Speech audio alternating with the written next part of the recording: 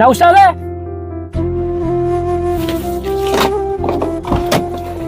നിന്റെ വണ്ടിയുടെ ഇൻഷുറൻസ് എവിടെ അടച്ച്?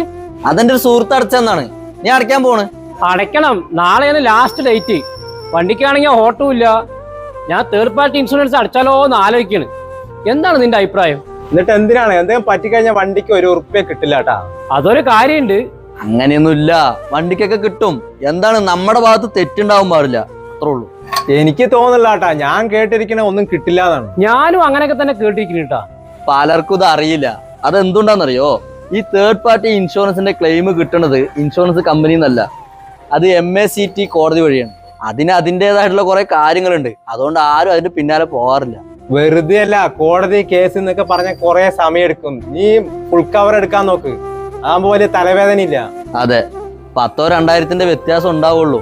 പൈസന്റെ മാത്രമല്ല, നീ ഇപ്പൊ ഈ തേർഡ് പാർട്ടി ഇൻഷുറൻസ് എടുത്തു കഴിഞ്ഞാല് പിന്നീട് ഫുൾ കവർ ഇൻഷുറൻസ് എടുക്കണം എന്ന് തോന്നിക്കഴിഞ്ഞാൽ ഭയങ്കര ചടങ്ങാണ്. പിന്നെ എന്തൊക്കെയോ ആനുകൂല്യങ്ങൾ നഷ്ടപ്പെടും. എന്നാ പിന്നെ ഫുൾ കവർ ഇൻഷുറൻസ് എടുക്കാല്ലേ? ചെറിയൊരു ലാഭം നോക്കി പിന്നീട് ഇടങ്ങാറാവണ്ട അല്ലേ?